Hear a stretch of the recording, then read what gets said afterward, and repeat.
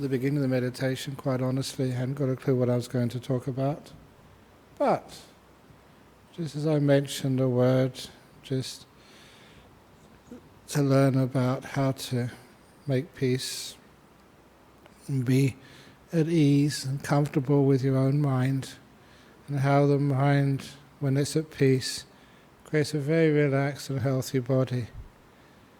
It's all started me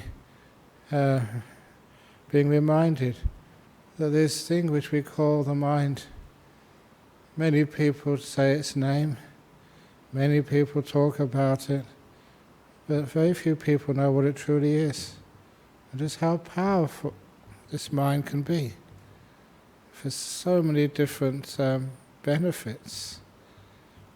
And even just a couple of days ago, someone showed me an article about athletes, especially cyclists, who were running races up in the mountains so high that the oxygen level was only half as much oxygen as down in the level plains.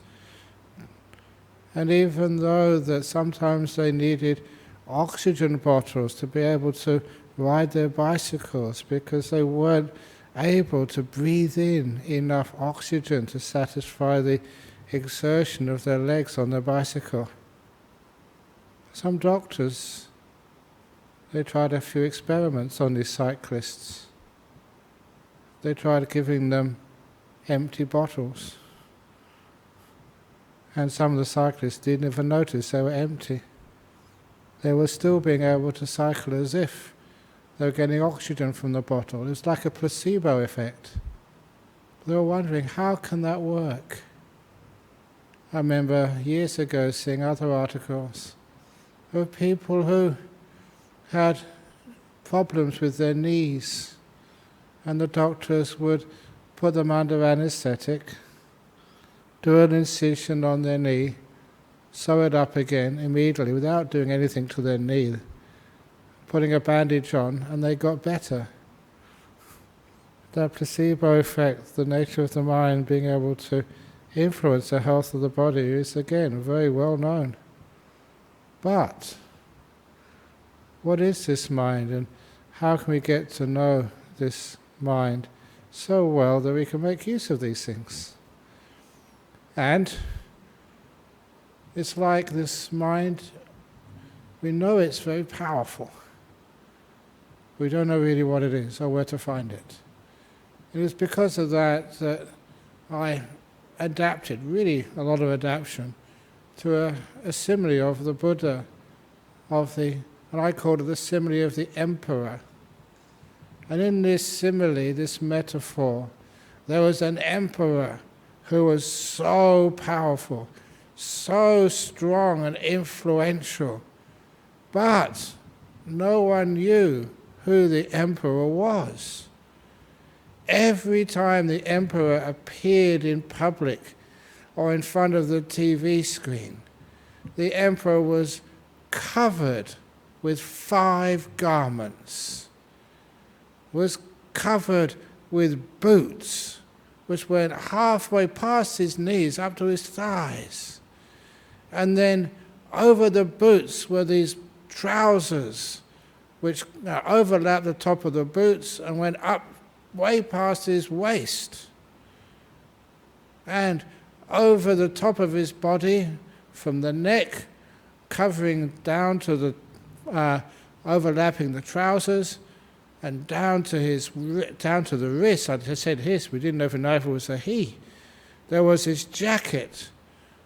On the hands was gloves, which overlapped the end of the jacket sleeves, and on top of his head was this huge helmet.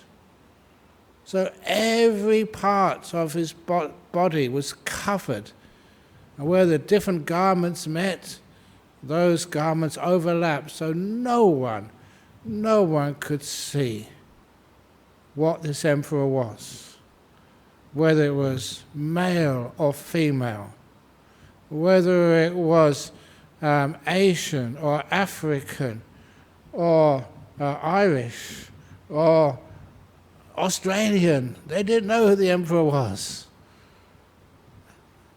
But it was very important to find out, because this emperor was incredibly powerful. So how can you find out what this emperor is? The only way is to take off those 5 pieces of clothing, to remove the trousers, the boots, the jacket, the gloves and the helmet, to see what's inside. And then you can see exactly what this powerful emperor called your mind truly is. And in that simile, the 5 pieces of clothing, it's only a simile, it's not me doing anything rude or naughty. I'm a monk, I'm a very sensitive monk, so I don't do anything rude or nasty like that. But the simile is you take away the 5 coverings of your mind, and those 5 coverings are seeing or sight, hearing, tasting, smelling, and physical touch. When those 5 things disappear, when they're no longer there, what's left? You know, there are times when you don't see things, when you close your eyes. There are times even when you don't hear. Smelling, tasting is pretty easy to stop, but times when the whole body vanishes and you can't feel any sensations at all. What's the best way of achieving or experiencing that? Obviously death, but that's going a bit too far just for the experiment of finding out what this inside emperor truly is. But the other way is like what we've just been doing for half an hour, meditating. You may have noticed when a person does meditate, they close their eyes, and after a very short while you can't see anything. I say after a short while because when you first close your eyes, you see the inside of your eyelids, but that's not important. So that sense of sight vanishes. And at this point I usually bring up this experience I had when I was a lay person, when I was meditating wherever I could find a place to meditate, and this was in a Zen monastery in the north of England. And in this Zen monastery I didn't know what I was supposed to do. They just, in the little hall, which is a converted cow shed, that we sat down and we had to meditate with our eyes open. It was one of the first times I'd meditated with my eyes wide open. I didn't know what I was supposed to do, but I just meditated.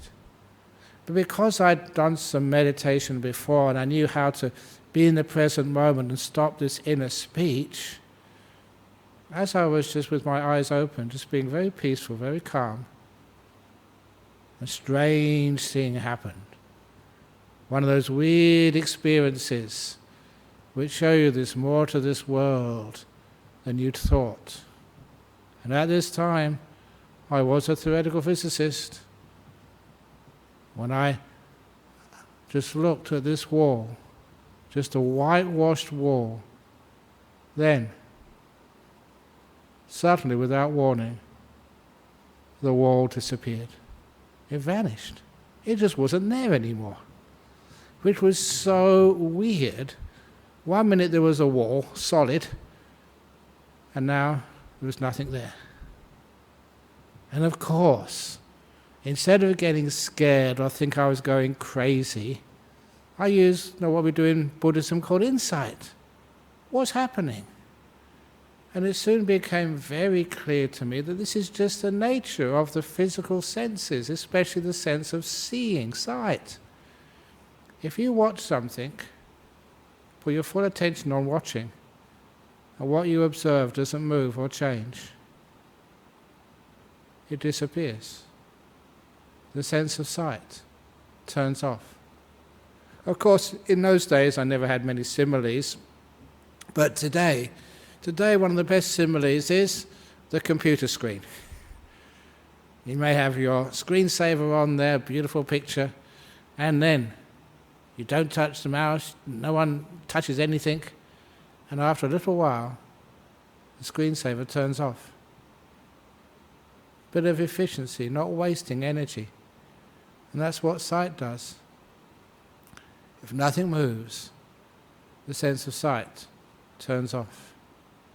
If you're in a silent place, or a place where there's very little background noise, no ambient, the ambient level of noise is even. It doesn't have to be perfectly quiet.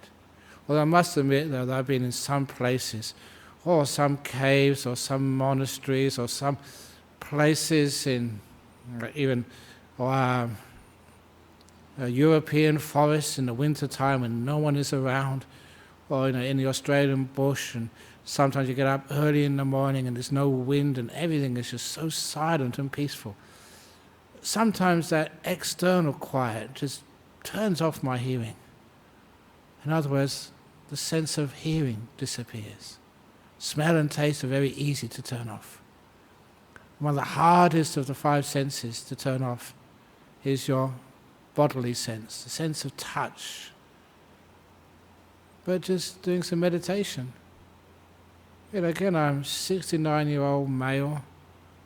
Just my body should be a pain in the butt, and everywhere else actually.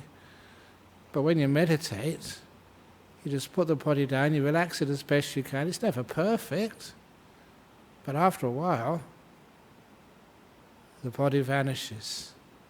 It disappears. You can't feel your knees, you can't feel your guts, you can't feel your butt. I can feel my butt now. There's huge pressure, because I'm a monk with gravitas, I say. A very, very rounded figure.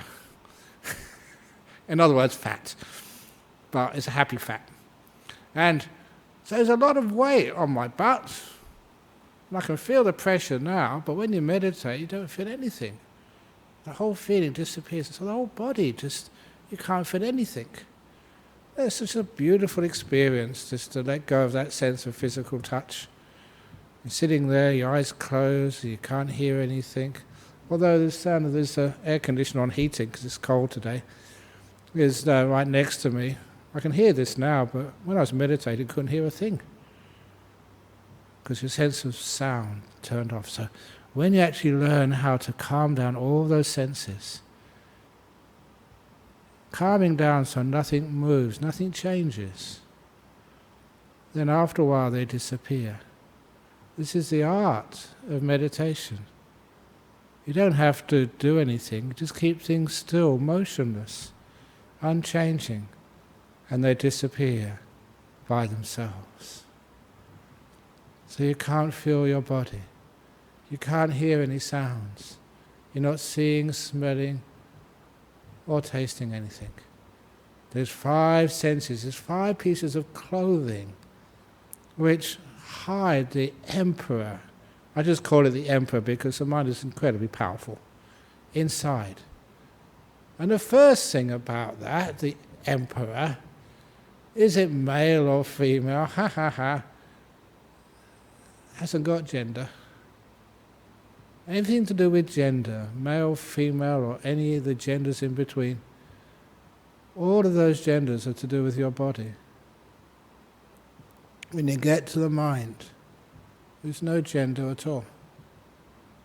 It's a beautiful experience because it answers many, many, many questions. Sometimes that people have arguments.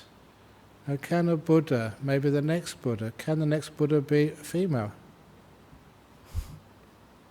Why not? Because in truth the Buddha is not male nor female. It's to do with the mind, an awakened mind, which has not got a gender, it's not got a race, it's not got a country of origin, hasn't even got an age. It's something beyond those things. And this is something which is not theory or nice speech just to inspire people. This is what you feel, what you know, when the five senses disappear and you go into the world of the mind. So, that world of the mind which appears through meditation, when you get to know this powerful mind, it has great effect on your happiness and sickness. Oh, so many times that I should have been sick. So many times I was sick. and using meditation to overcome that sickness. Just to let the body just disappear for a while. I usually tell these stories to the monks, but why not this evening? In my first or second year as a monk, this was 43 years ago, in northeast Thailand. And like many of the monks or Western monks in this area, I got a fever one day, and no one knew what it was. It was actually scrub typhus fever. I only found that out a few years later. He found it out because there was one Thai doctor, who'd always come and offer food to the monastery, and he noticed all these monks were getting sick. I only got sick once, and this fever, and he said, this is like typhoid fever or typhus fever. And he checked in the health authority. He said, no, there's no scrub typhus in that part of Thailand. And so after a little bit of effort and a little bit of investigation, he said, well, maybe these are Westerners. Maybe the locals have got immunity over many, many generations. And of course, he was totally right. All the local villagers, they get bitten by these mites in the forest. There's tiny little bugs, which you could hardly see. But they were immune. They'd got that immunity from generation to generation. But the Westerners, we got the fever. But I do remember just how unpleasant that experience was. Fortunately, I was young. Because I was young, you were just full of around 24, 25, energy, feel you're invulnerable, but you're really sick. I just remember the first night when I was in that hospital. It was the monks' ward of this hospital. People were very kind, but it was just very basic.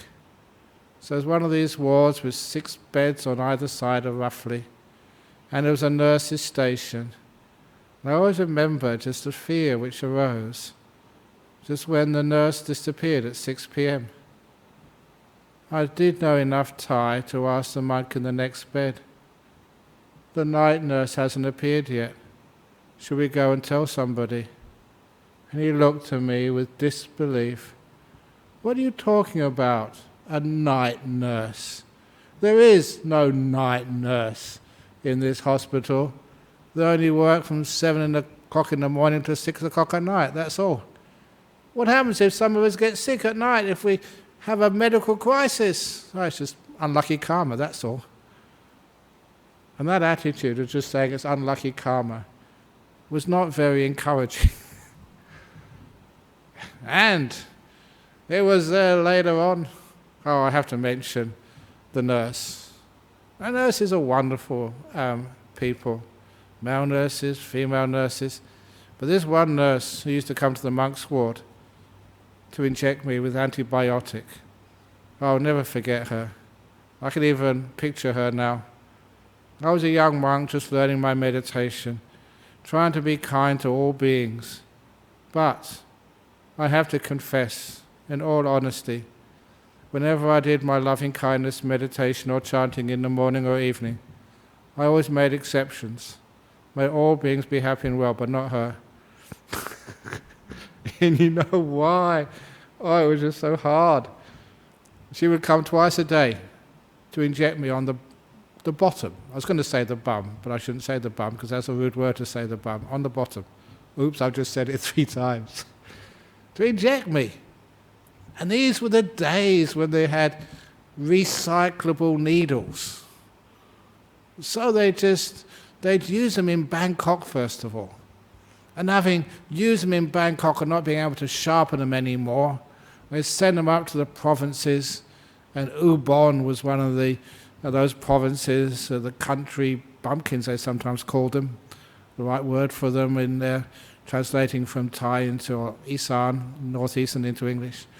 And they said, they use them in the ordinary wards first of all, and then the last place they'd use them in the monks' ward, because we were tough, especially the forest monk. We're the tough people. And that was true, because I remember just going to give blood a few times. They never give you any anesthetic. They just put the thing in. He says, oh, you're forest monks, you don't mind a bit of pain.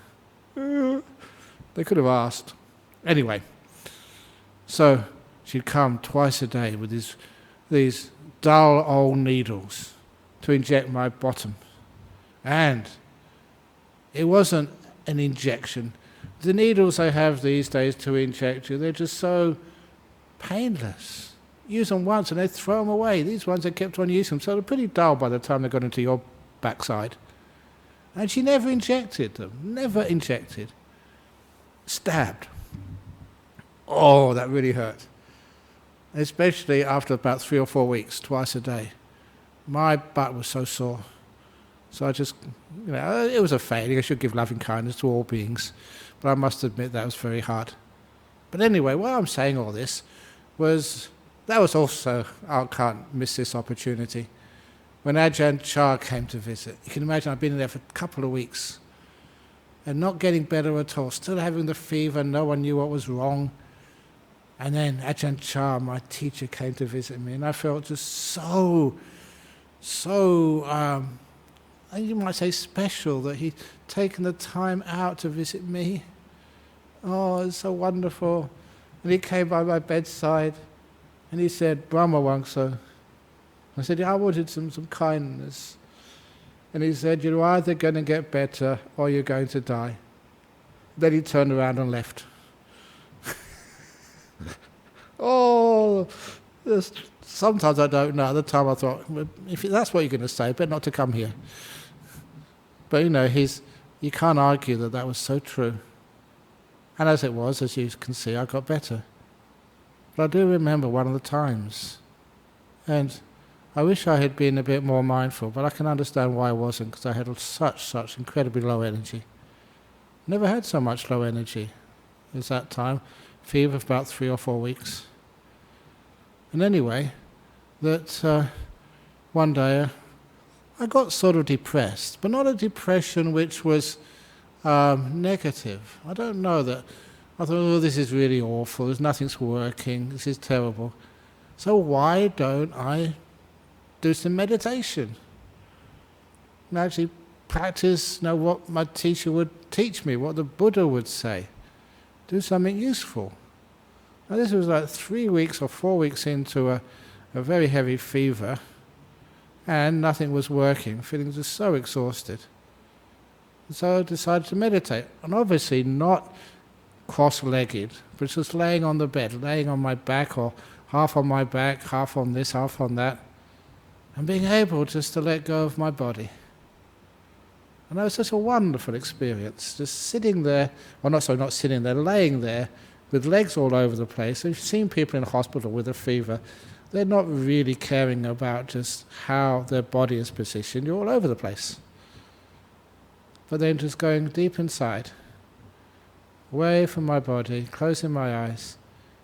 There was a ward of a hospital, so there's lots of noise there, but I couldn't hear anything. No smell, no taste, just going inside to some nice, beautiful mind state.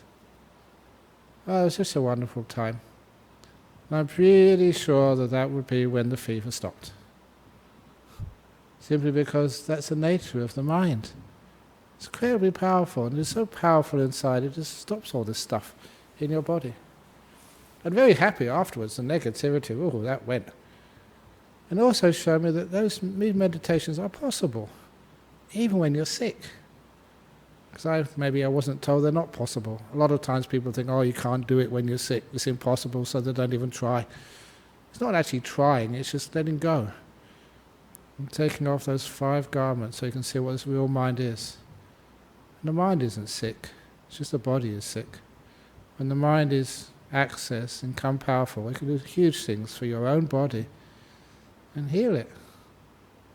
And so a lot of times, even the Buddha said, that the only times is when he became very old and lots of aches and pains all over the place, the only time he could have some peace was going into the deep meditations, away from the body. And it just showed you some of the power of this thing which we call our mind. I know what it actually is. It is true that for some people they always thought, the mind doesn't exist.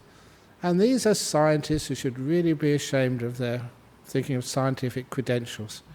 I often mention, having been a scientist myself, I still am a scientist, and having known things like quantum theory, just how much the mind is involved in the nature of our world. You can't exclude it, and I don't know why some people try to. It's one of the reasons why, one of the definitions of materialism, this is philosophy, but it's very simple to understand. Why did I say that? Philosophy is simple to understand. Sometimes philosophy, or any of these things, is explained so badly that people think it's complicated. But this is just the definition of materialism in philosophy. Materialism is just taking this stuff here, and the mind is just some byproduct of stuff. And what happens when stuff vanishes? What happens when the body disappears? In deep meditation, where you're perfectly alert, perfectly awake, and you know exactly what's going on inside, you're accessing this thing which we call the mind. And this body, yeah, you come back to it afterwards, but the body does feel like just a car, like a vehicle which you use. But it's not, really who you are. But it's a vehicle which you use and which you can drive all around wherever you need to go, but which is wonderful to be able to leave it when you need to leave it. And it answers a lot of questions. Even just today, just before coming here, I just conducted a little funeral service for people I've known since, actually, the mum, just before they were born. And so it's wonderful having been here in Australia for Perth for over 36, this is the 37th year I've been here. Hey, hang on a minute, because I came on Waisak in 1983. So this is 37 years now. 37 years in Australia. Well, some of these people I've known since, before they were born, seen them grow up, seen them get married, see them sort of going through their life together and having their own kids. It's a great privilege having known these Buddhist families for such a long time. But even for them to understand that when a person dies, it's only the body dies. And this mind just continues on. And that's one of the reasons why that people can actually see people when they're dead. Can actually even feel them or hear them. Ghosts. But ghosts aren't scary. I don't know why people are so afraid of ghosts. It's not even supernatural, it's natural. This is what happens when a person dies. Their body disappears, but their mind is just still there, still alert. Sometimes confused if you don't know what's going on. I don't know if you've heard of people who have out-of-the-body experiences. When they just have a bad accident or something, or they're on an operating table and the operation sort of goes wrong. What's one of those cases? Oh, this one case was of this young man. He was a boy, about 5, 6, 7 years of age, who told me this story at length. And he was having some operation. This was many years ago in Yugoslavia, when Yugoslavia was just one country. And he was having an operation, and he died on the operating table. And he described just how he was floating out of his body, and he could see that the doctors who were operating on him were looking at the wrong place. They weren't seeing where the problem was. And so he said that's where he was like dying, or he was actually dead outside of his body. And then he said all he did, a 5 or 6-year-old boy, that's how old he was. He just thought, the doctors, he couldn't speak outside of his body, but just thought, doctor, don't look over here, look over there. And immediately that's what the doctor did. And he shouted out, hey, here's a problem. And because they could see what the problem was, that they solved the problem, and he was fine again. He recovered. But, he said to me, and he told me this story, he was one of my students meditating in Carnot Prison Farm many years ago. He was a convict in the jail. And he said, but he didn't really mind being a convict, he said, because ever since that time, he came back into his body, but whenever he wanted to leave his body, he could. He could do the old astral travelling, make up a mind-made body, as we say in Buddhism. And he could leave his body. So he said whenever he wanted to watch a football match, didn't matter what prison they put him in, he'd just leave his body and go and watch. If he wanted to go and see a concert by someone in Perth, he didn't even need to book tickets. He'd just go there in his astral body and just get, front seat view. And the way he said it and all the other information he gave me, he said, yes, okay, I think that's pretty accurate what he was saying. So this is knowing that there's something else apart from this physical body, this mind. And it is powerful because you're in this body for a while, but it gets older, it gets sicker, and it falls apart. We have all the problems with, the gender and status and race and stuff, and all that stuff just disappears. When you know that's just your make of car, your vehicle which you're driving in. But your mind, that's where all the real action is. And that's a place where we access in our deep meditations. And this is not theory anymore. This is something which you do, you experience again and again and again. And it's also, because it's free of this body, it's also incredibly happy. Because the body is like a burden for you. Even if you've got a young, fit, healthy body, like me. No, it's not fit and healthy. It's young, it's really getting old. Actually, the funeral I went to today, the person who died is the same age as me, 69. But she wasn't a monk. But anyway, when a person does get old, it's just the body getting old. The mind is something else. And you can always, and your body gets sick, your body gets achy, even your body gets tired. The mind is something totally different. And people ask, well, what actually is it? And at this point, that it's a little sort of party trick, which I can't do here because it's mostly an empty hall today. Just a few of the workers are here today, just the AV team and stuff. But just sometimes I ask people a little trick, and I say, are you happy or are you disappointed today?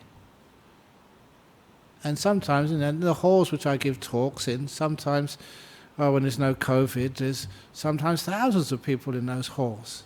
So it's a very good trick to do. And I said, if you're happy, put up your right hand. If you're miserable, put up your left hand, and one of them you must put up. And be honest. And see all these hands going up. I say, keep them up.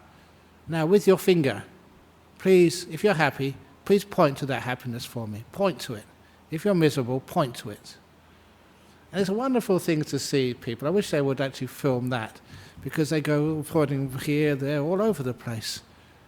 Because they have trouble locating a simple thing which they've known for so many years, happiness. When you're happy, where is it? Is it in your heart or is it in your head? If you're, say, let's do the opposite, miserable, if you're really angry, where is the anger? It's in him. He's causing it. No, these things belong to your mind, not your heart. It's not your physical heart. When you're in love, your whole body's in love. When you're depressed, where's depression? What part of your body is depression in? You find you can't point to it, which is one of the important parts, one of the important arguments, that these things don't live in the body. These things live in the mind.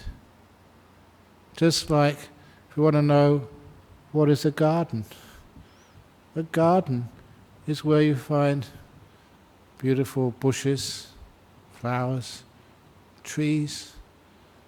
These are the sorts of things which define the word garden. Not buildings, not concrete, not, well, sometimes you have what they call hard landscaping, but no, a real garden and into its beautiful natural things. The mind is defined by the things which live in it. Things like joy, things like happiness, even laughter. Laughter is not part of the brain.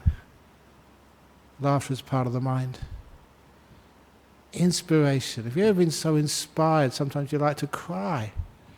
Those tears of inspirational joy, where do they come from? Where are they? They come from your mind.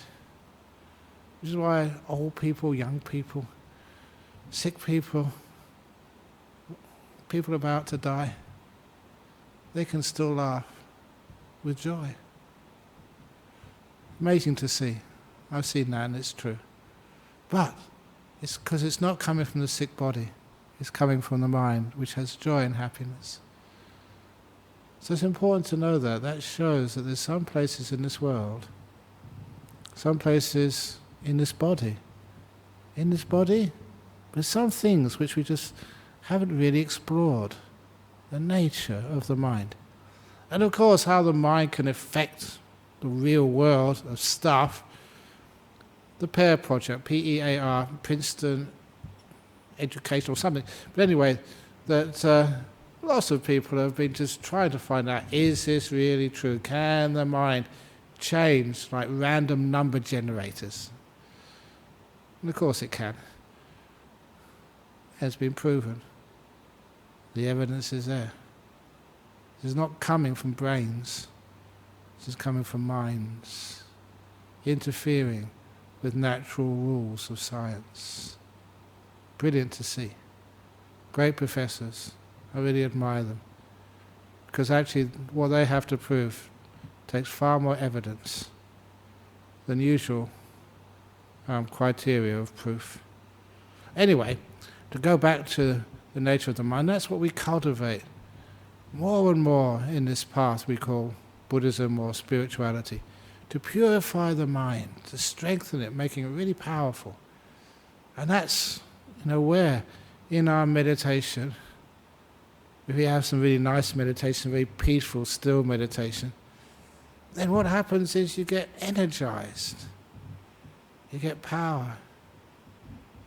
I don't know, I think, because I've been here for such a long time in Perth, and I basically decided how we're going to be doing the teachings on a Friday evening, do some meditation first and then the talk.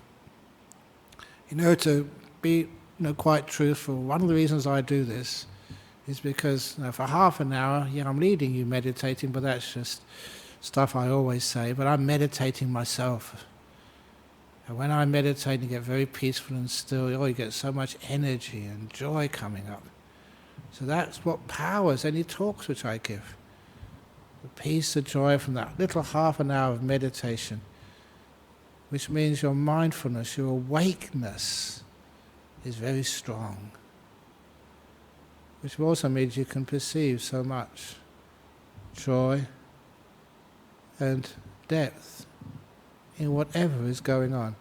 The story which comes up in my mind, I always tell this story, it seems, when I teach a meditation retreat at Jhana Grove, but I'm not at Jhana Grove today. That's our meditation retreat center. This is the road which goes up to Bodhinyana Monastery, Kingsbury Drive.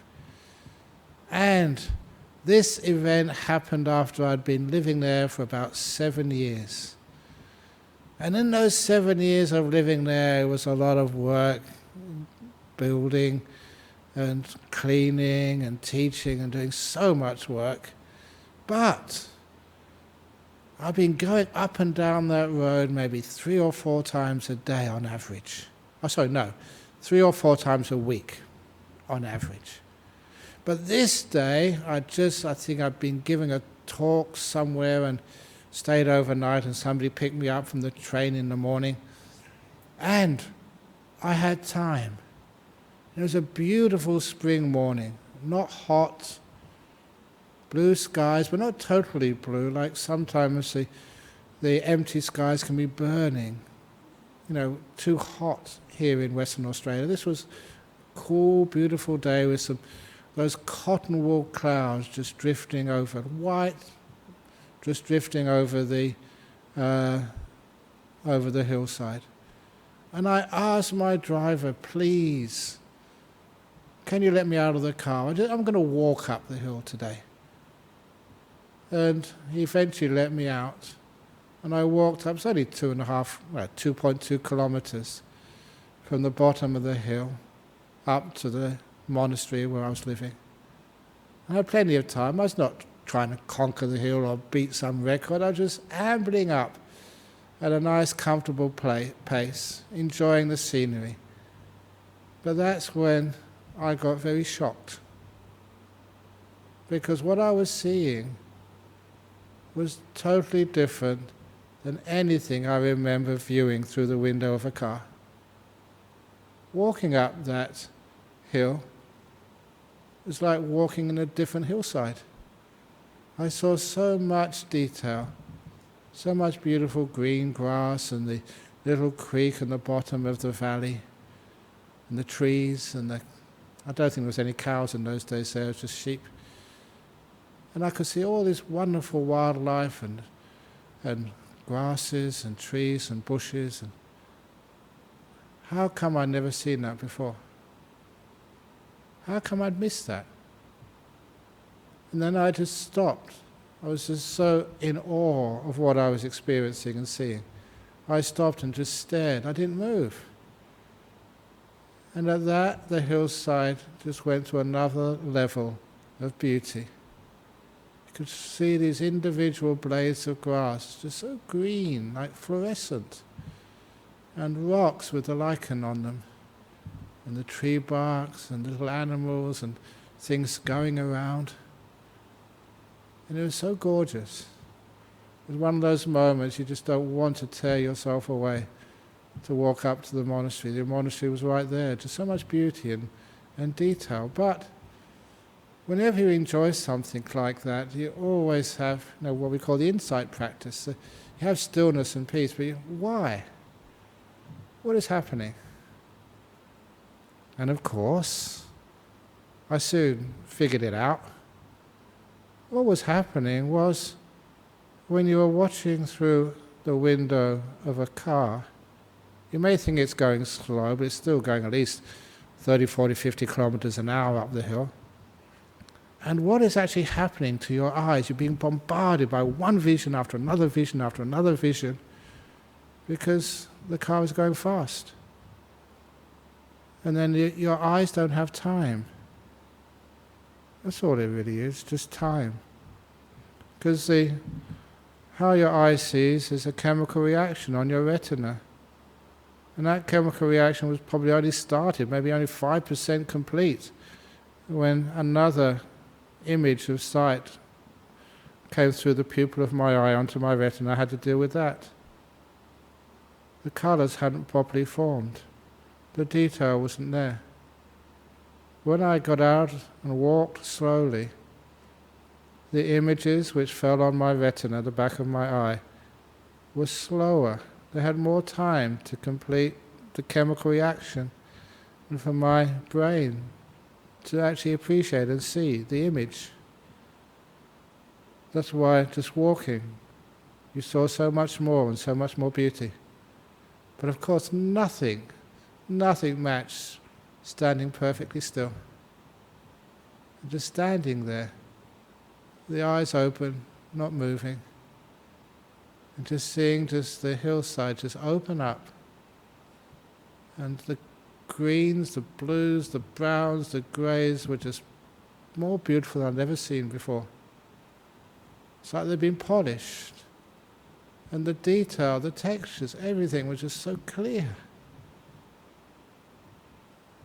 That would only happen when you know how to move slowly and to stop. When you stop, so much beauty opens up, so much joy, so much happiness. Because you're seeing things now more with your mind. It's the mind which adds the beauty to it. The body has gone slow. The mind now picks up. And so it's wonderful experiences. So when you do start cultivating your mind through stillness, through slowness, taking off the clothes of this emperor, so the emperor is free and can see so much more joy, happiness, so much more power for your own happiness and well-being. It's one of the most luckiest things, you might say lucky, good karma, fortune, I don't know, to learn how to meditate and keep your mind really still. You get so much joy and happiness as a result of that. Nature and the power of the mind. And of course there's much more to say about the mind. But for that, it should be to people who've meditated a lot, who really appreciate what I've been saying about how powerful this mind is, how full of joy it is, and how it can teach you so much more, so you never need to feel afraid of death, never even need to feel afraid of sickness.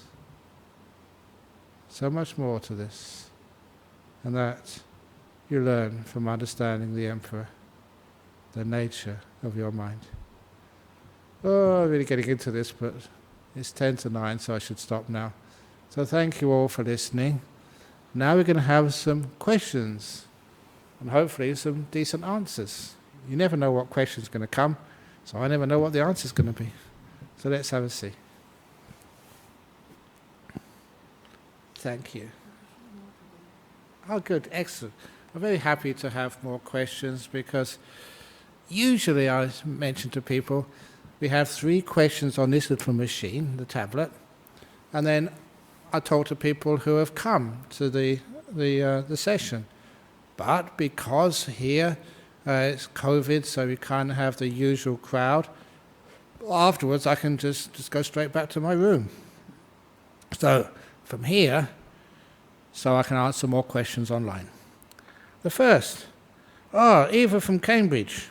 Hi Ajahn Brahm. That's Cambridge, so I went to university. Have you ever had out-of-body experience? Now, whenever you say personal experience, I've got to be very careful on these, because sometimes I give too much away already. Out-of-the-body experience is when you leave your body. I know a person who has out-of-body. This is actually how I get out of breaking any rules. You're not supposed to sort of say anything which will make people think you're special. Out-of-the-body experiences, when you have these out-of-the-body experiences, at first you think, wow, this is really interesting, but you soon get quite bored.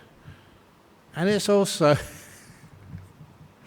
I'm not interested in watching movies or going to football matches in an out-of-the-body experience. There's no football matches on at the moment anyway, so it's a waste of time.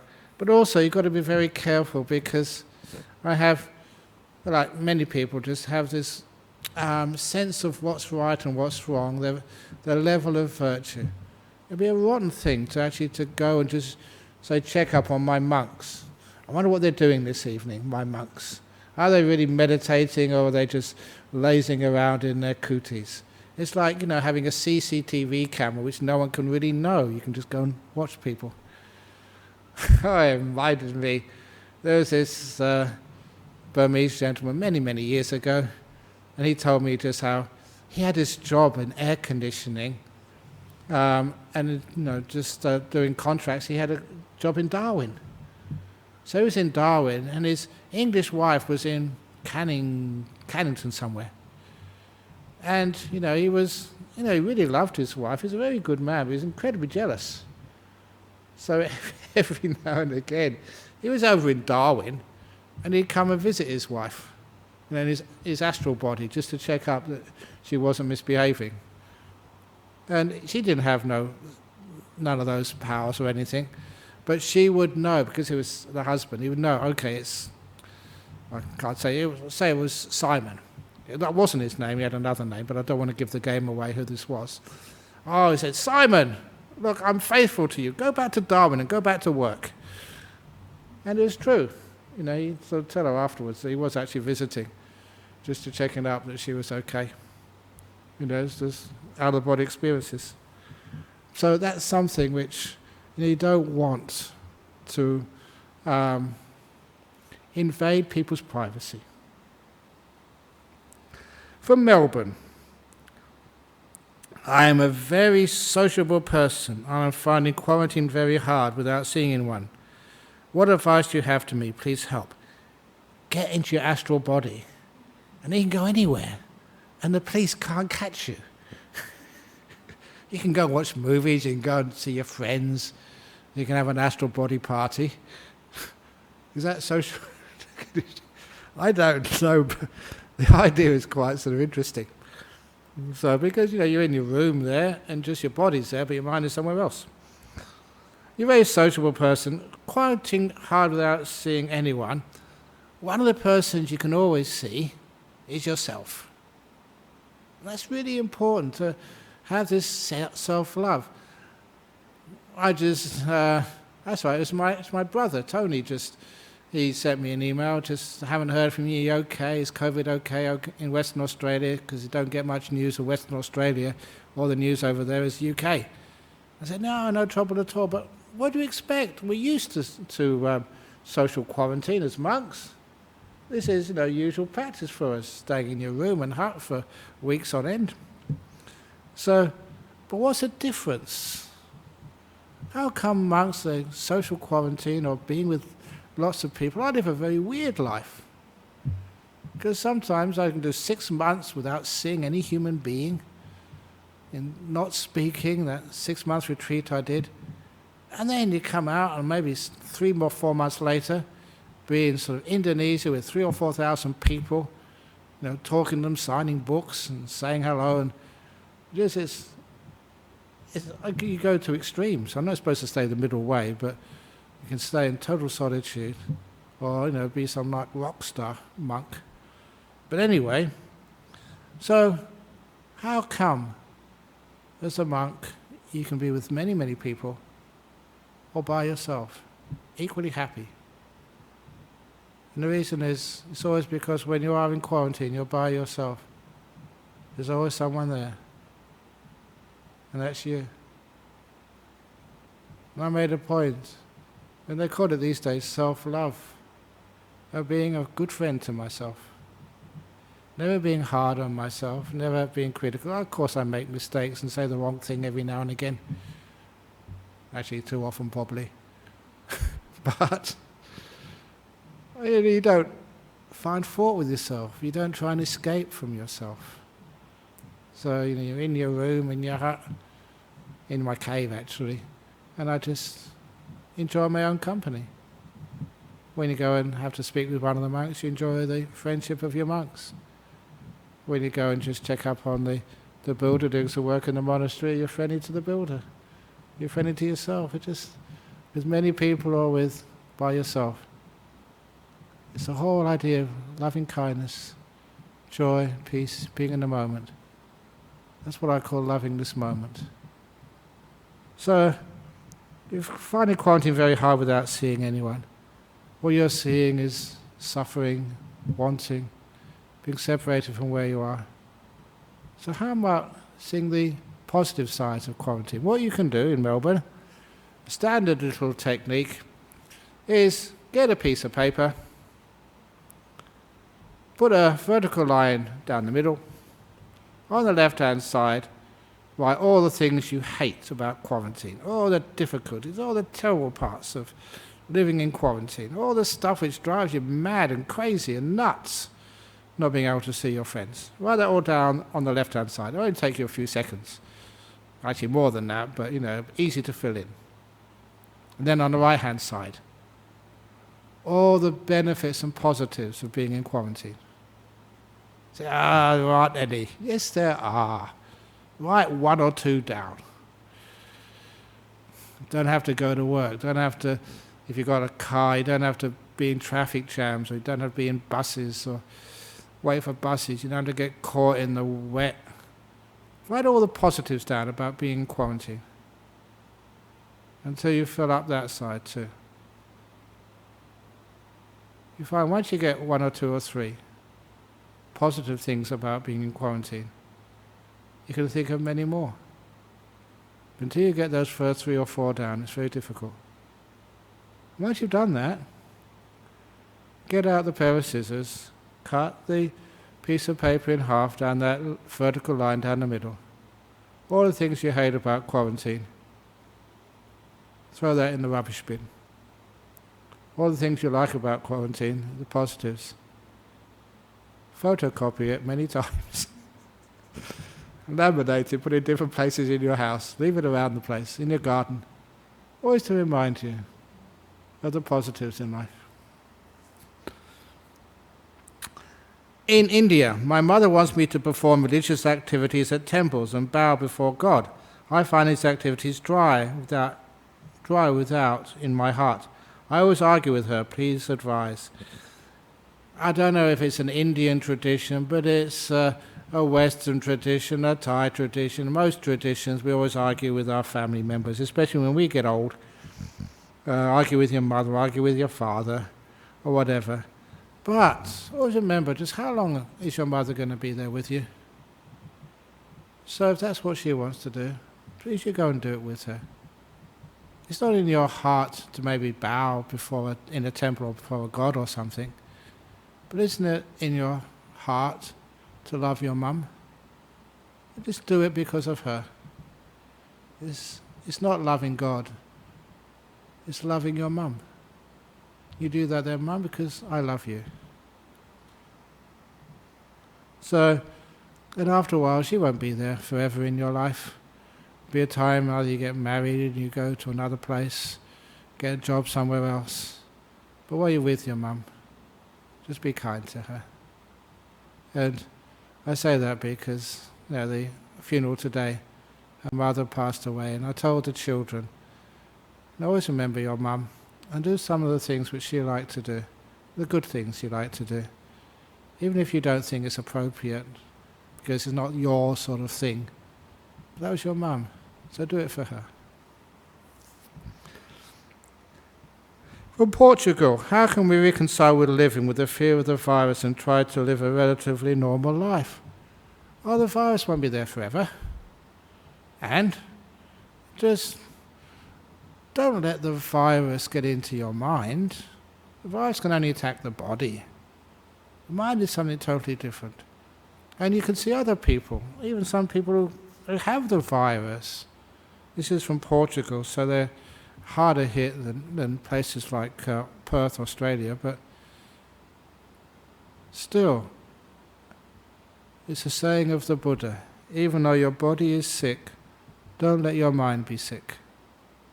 Even though your body is sick, don't let your mind be sick. In other words, you see some of the gorgeous, beautiful stuff, and having the virus, this too will pass. And don't just focus on the virus. There's so many other beautiful things happening in a gorgeous country like Portugal. It's May, it's the springtime, it's coming up to summer there. The trees must be gorgeous. The animals, the sunshine. Have a look at that. And then you put the virus in perspective. The old story, how big is my hand? My hand is so big, I can't see anybody. All I can see is my hand. Is it the fact my hand is too big? Is that the problem? Or is it because I'm holding it too close to myself? Like some people hold the virus problem too close. That's all they see. They can see no other joy, no other peace, no other thing beyond the virus. Put your hand out here where it belongs. That's where your hand belongs. Now my hand hasn't diminished in size, but I can see so much more. Once I've got perspective. So you can live life. You know that people would tell me over in Auschwitz, that people would still crack jokes, have fun, even though they knew they'd probably die that following day. It's wonderful how human beings can relate to such difficulties. Of course, many more people died there. Even my family, parents and grandparents would tell me about life in London during the Second World War, during the Blitz, where a bomb fell right next to a terrace house, the next terrace house where my mother and grandma were. People in the next house are neighbours. They were instantly killed. My mother had her arm lacerated. He hardly remembers it, but it did happen apparently. And these were the old terrace houses, which was only maybe 5 meters wide, 6 meters wide, to the next house. And they said there were some of the most wonderful times when, even though many people were dying, there was so much kindness and help and joy, and even joy as well. So, that's how you reconcile living with the fear of the virus, is you live life. I told a story today, it's an old Buddhist story. There's a funeral which I went to. I held up a glass of water, and said, "Can you see the crack in the glass?" Because Ajahn Brahm told me this story. Because when he told it to me, he said, "I can't see any crack in this glass, it's a pretty good glass." He said, "The crack is microscopic. It's there. It's a crack of fragility, impermanence, anicca. One day someone will drop this glass, and that crack will open up, and this glass will die." He said, if this glass was plastic, if it couldn't break, that meant we wouldn't need to care for this glass. Because it's got a crack, because it will break one day, that's why we have to care for it, look after it, and not treat it heedlessly, just like human beings. COVID virus, like many other things in life, just reminds us that we have this crack of fragility inside each one of us. And one day each one of us will die. So many different reasons. But that teaches us the importance of caring. Even today at the funeral service, I told the children, look, this is teaching you. You have to care for one another. And care for your family and friends. We don't know how much longer we have together. There's probably many, many more years. But COVID reminds us it could only be another 14 days or even less. We've probably got many more years, but care for one another. And value each day. And don't take days or weeks for granted, as we would do beforehand. And from Italy, does Buddhism have an explanation on why we sometimes dream things that actually happen in real life after that? The usual explanation, which I give people, and again, as well as being a Buddhist monk and meditator, I was also a member of the Psychic Research Society, where we investigated with as much science as we could give to things like this. And most times we do dream of many, many things, but sometimes they don't happen. We forget about them. But sometimes we dream of something that actually does happen. When it does happen, that's the one we remember. So is it just a natural process of only remembering the amazing things, or is there something else going on there? And I did tell the monks, only about a week ago, actually less than that. It was the 5th of May, a few days ago. And the 5th of May reminded me of one of those amazing stories about this gentleman here in Perth, quite many years ago now. And this is the last question here, so I don't mind just going off with a... Oh no, there's another one afterwards. Anyway, I've already started the story. That he had a dream in the middle of the night. Actually not middle of the night, because early in the morning, here in Perth. And his dream was he dreamt of these 5 angels. These 5 like devas, angels. And they each had 5 big pots of gold. And they queued up and they gave him 25 pots of gold. That was his dream. And then as soon as he received his last pot of gold, he woke up. He looked around the bedroom. It was morning time. He couldn't see any angels in his bedroom, but worse, he didn't mind not seeing angels, but he really missed the pots of gold. And so he thought, just a dream. When he went down to breakfast, he found that morning his wife had made him 5 pieces of toast and 5 boiled eggs, which was weird. What's with the number 5? He looked at the newspaper, 5th of May. And just, wondering what was going on, he decided to look at the horse racing pages. Here in Perth, there is a horse racing course. It's named after a big one in England called Ascot. A-S-C-O-T. 5 letters. So he looked at the 5th race that afternoon, and he looked down the 5th horse in the 5th race. He just couldn't believe his eyes. The horse was called 5 Angels. The horse 5 Angels was running on the 5th of May in Ascot, and he just dreamt of 5 angels giving him this huge fortune in gold. If you do have these experiences, you only have them once in your life. So he decided to take the afternoon off work. He went to the bank to keep the lucky number 5, $5,000 out of the bank. A lot of money, $5,000. He went to the racetrack. He chose the 5th bookmaker in line. He said $5,000 to win. Horse number 5, race number 5, 5 Angels. He knew the lucky number 5 couldn't go wrong, and the lucky number 5 didn't go wrong. His horse came in 5th.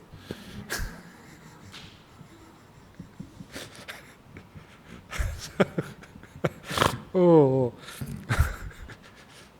So sometimes we do have the dreams, and we can misinterpret them. That's the problem. But sometimes those dreams actually do work out. Okay, are we running short of time? I can tell this other real story. This is a true story. Because this is family. I asked my mother while she was still alive, and asked my auntie, who actually is still alive. She's in her 90s now. Did this really happen? I said, yeah, it did. And this is like your own mother and your auntie. They grew up as almost like sisters. And because when they were still just after the Second World War, they were young and they were looking for partners in life. So my auntie and my mum, they went together to this medium. Just for fun, just to see what was going on. And this medium took one look at my auntie, and her name was Opal, and said, "You are soon going to meet your husband." Now, if somebody says that to you, think, "Oh, the guy's crazy." Or was a woman medium? I'm not sure. But anyway, oh yeah. And he said, and his name will be first name Donald, surname Wolfries. Now, Donald was not an uncommon name, but Wolfries, the surname, was really uncommon. So I said, "What did you think about it?" When I thought it was rubbish, stupid, but it was no good fun. But then, about a week later, she met this, and I asked her what happened. So I met this nice guy at a dance. That's what they used to do in those days. And, he asked me for a dance. I said, yes. And so, "What's your name?" And he said, "Donald." Uh-oh. Surname was Wolfries. They were married 60 years. He only died about 2 or 3 years ago. 60 years they were married. And I kept on asking, "Was that happened?" He said, "Oh, yeah, that happened." And it just, they weren't, I was always shocked by it, but they weren't at all. So anyway, we want an explanation for that? I don't know. Is that karma, maybe? But how did that medium know that? Ooh. Anyway, the next one. How do we observe the thinking mind which is watching an object, for example, anger, conjuring with an unpleasant thought? Is this a knowing mind? If you see anger, a lot of times you don't see yourself. When you get angry, you always see the object of the anger. It's him, it's her, or it's the bus, or it's the government. You notice that anger, your attention is outside of you. If you could only just know what your anger is doing to you personally, that's shocking. I'm angry, it's his fault, it's her fault, it's his government's fault, it's Buddhist society of West Australia. They make me work really hard. I'm supposed to be COVID time, I'm supposed to have a rest, this Buddhist society, and I'm not at all aware of what I'm doing to myself. I'm only aware of just the object of my anger outside somewhere. It's one of the reasons why one of the best ways to overcome anger is just holding the mirror of mindfulness in front of you. What's it doing to you? And then you find you can't sustain anger. So if you really are observe the thinking mind is just always deceives you. Yes, we think of how we've been taught, what we've been told, not what's actually real. So much.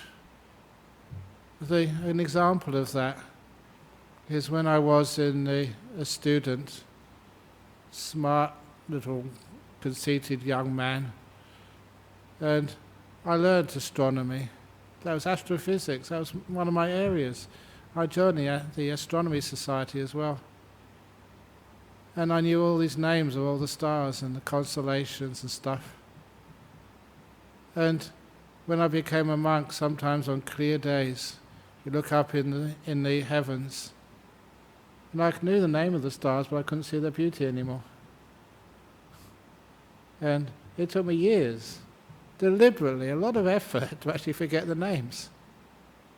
So I can, especially at a place like in Serpentine or over in Jhana Grove, and you can sort of sit down there and watch the Milky Way.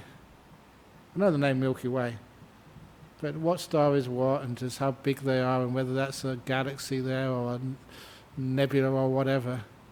Forget about all of that, and then I can see its beauty. Do you really need to know names to see beauty? I think it's much nicer not to know. That's for me anyway. So the thinking mind usually takes you away from reality. You go into thoughts. So it's nice having a mind which is silent. Doesn't give things names, which means that you don't measure them, you don't judge them, they just are, and you appreciate their joy and beauty. Much nicer. As a monk, you're supposed to look after and teach a lot of people, and just many people come and see you. We try not to judge anyone. Isn't it nice? Sometimes people you've seen many, many times, you don't know their names. Sometimes I think, is that really a fault in me? No, I think sometimes names, they take away from the reality. Anyway,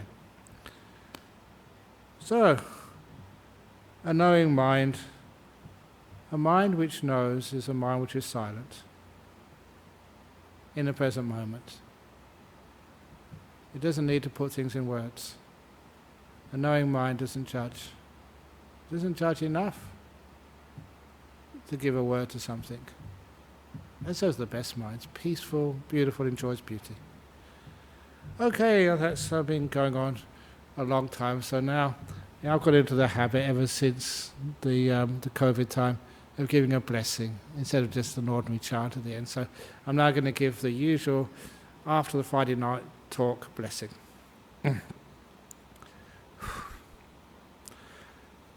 Sabbaroga vinimuto Sabba santapa vajito Sabba veramati gando Nibuto chatuang bhawa sabitiyo viva chantu sabbarogo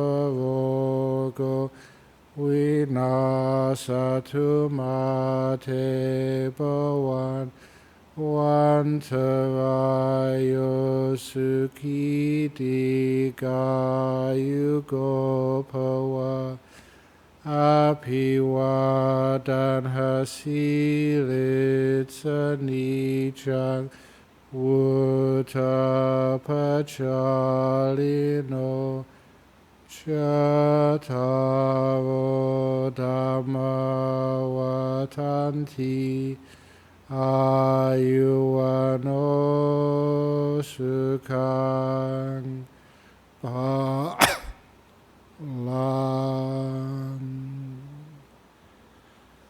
Good night, everybody, or good morning, depending on what country you're in. And be strong, stay safe, and be healthy.